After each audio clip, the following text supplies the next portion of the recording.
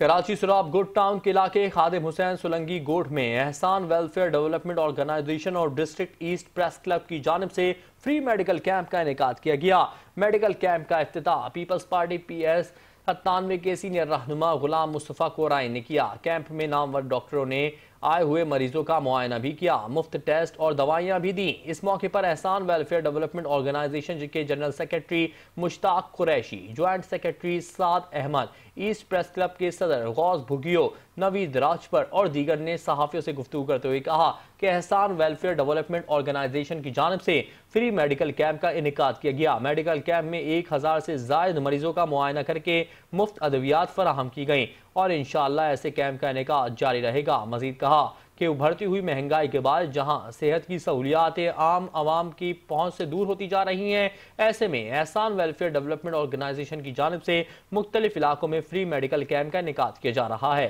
جہاں ماہر ڈاکٹرز عام عوام کو صحت کے حوالے سے آگاہی فراہم کر رہے ہیں اور مریضوں کو مفت ادویات بھی فراہم کی جا رہی ہیں۔